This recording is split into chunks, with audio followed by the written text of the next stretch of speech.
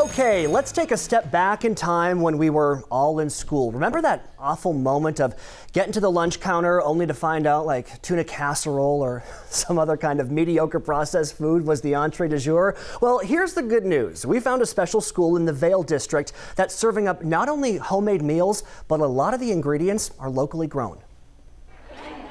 The lunch bell rings.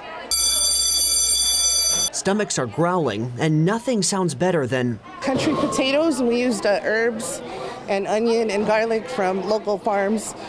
We also made a beef skillet, and I used a lot of kale. Sounds like something you'd order off a menu at a fancy steakhouse with a hefty price tag attached. Well, what if we told you that's what was being served to these bright-eyed students for lunch at Civano Community School?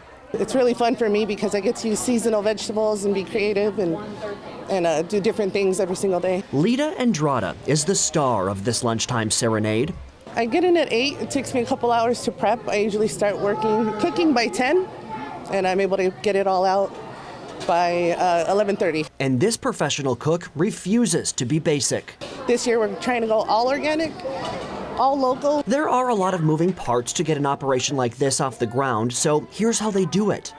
We are able to take our menu and go to a lot of different local vendors and be able to buy meat from the University of Arizona, our produce from a local vendor that we have organic vegetables right here from the state. Not to mention, if you think about it, the whole process is kind of like eating at home. Regular plate, regular silverware, they come through, get their food. It tastes really good. And if that's not homey enough for you, here's the kicker. At the end, they clean their own plates, are responsible for kind of the cleanup of it. Dish duty. Not the most glamorous part of the cooking process, so to help sweeten the pot, not to mention get some extra help beforehand, some of the older kids are allowed to help out. Meet Luke. I help out every day I can, so 3 times a week.